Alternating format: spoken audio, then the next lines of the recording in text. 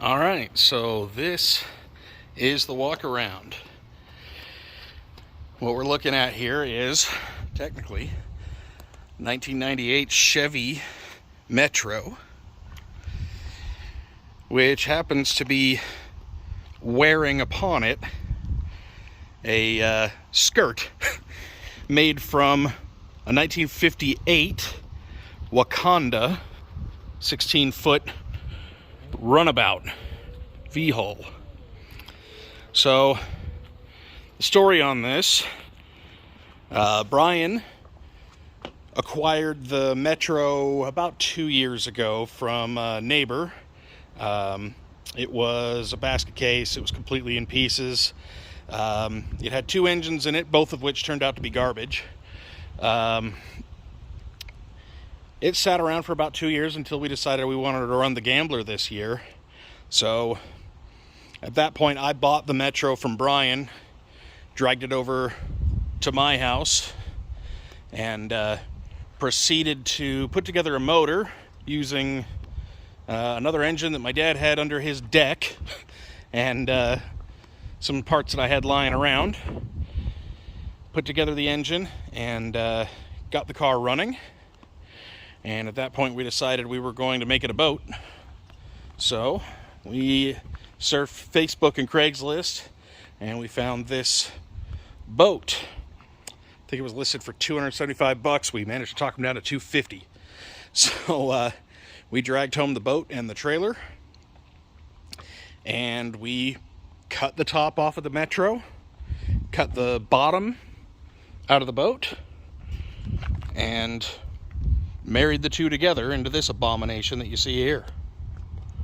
We'll look at some of the details. You can see the original gas filler. It's just still there in the side of the Metro. We just cut a hole through the side of the boat to fit. Let's look at lights here. Turn signals.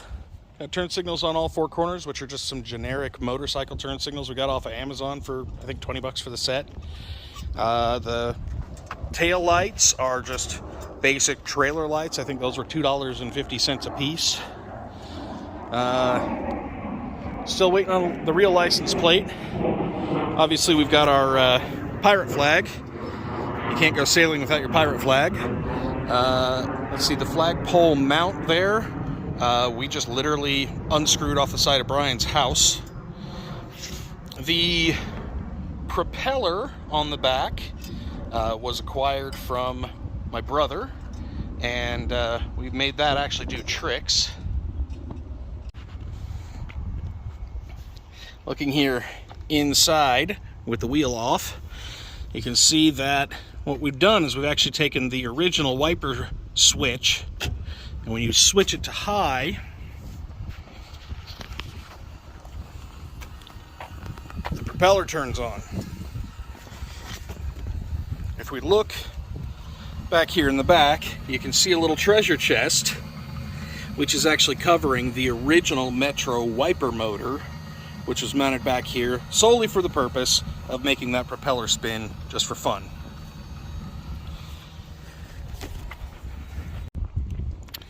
Back here at the steering wheel, you can see the wheel is currently absent. It's because it's sitting up here.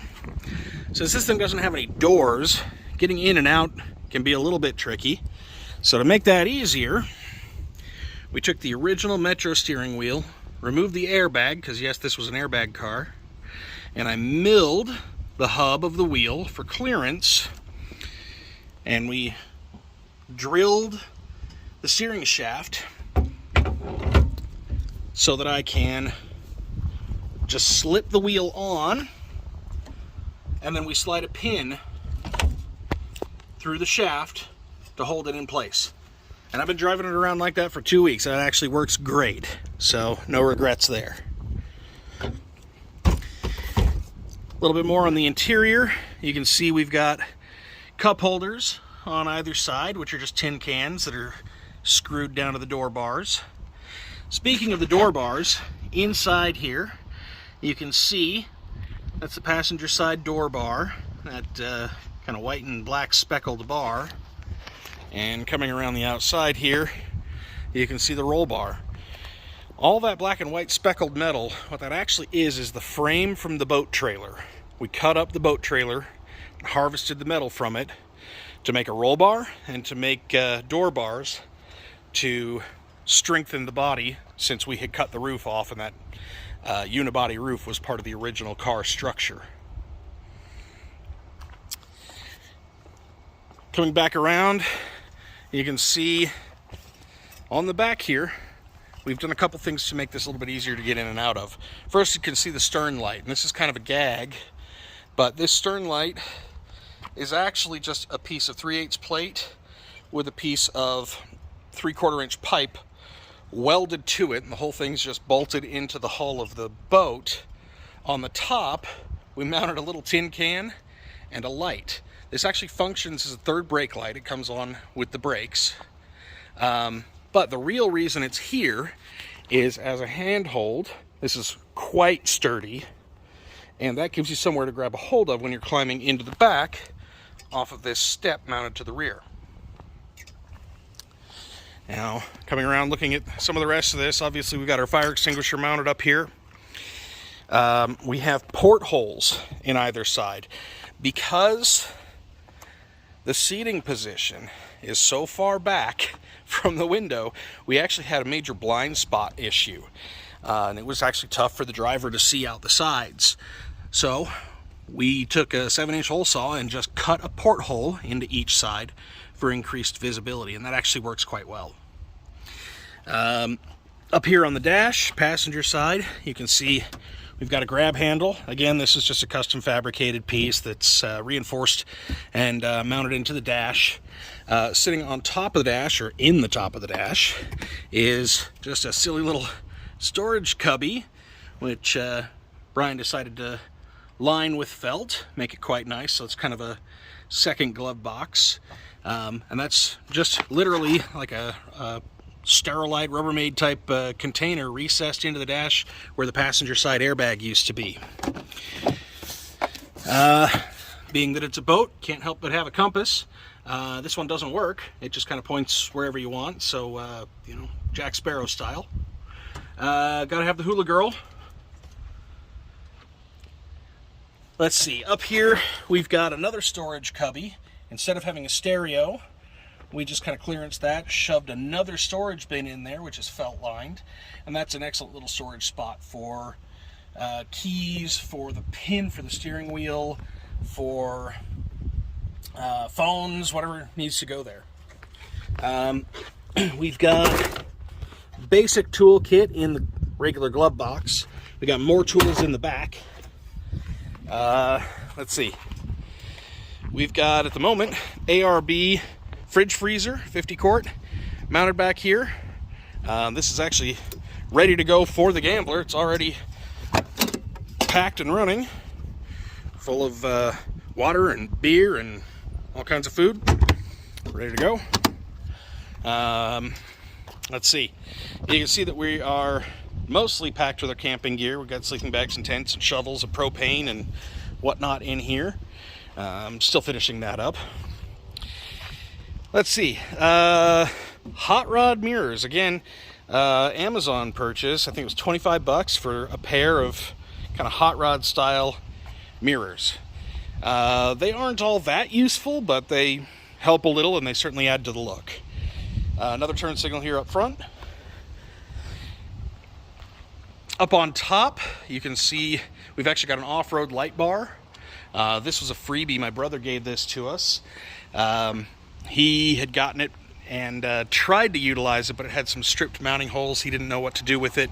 I took it, re-drilled it, and tapped it for a larger bolt size, and was able to repair it. So it works great. We've got that on a toggle switch inside. Speaking of LED lights, you can see the headlights. The headlights are just some basic LED off-road style lights. I actually bought a set of, I think, 8 for my Jeep years ago, and I had these 2 left over from that. They'd just been sitting in a bin all this time, and I realized, hey, that'll be perfect for this.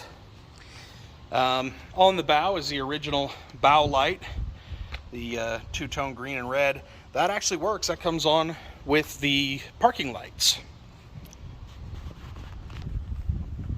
Now, this Wakanda boat is sort of a freak. The windshield is glass. This is actually a 1958 Ford. We're not sure the model, but it is a Ford windshield, possibly Ranchero or something like that. And when we got this, it was completely falling out. The rubber gasket was just trash. The windshield was falling out.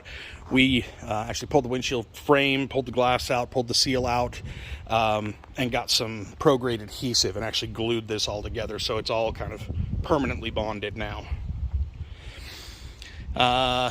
Let's see, that's just about it. You can see up here the engine cover. Engine cover is just a piece of plywood wrapped in felt and bolted down.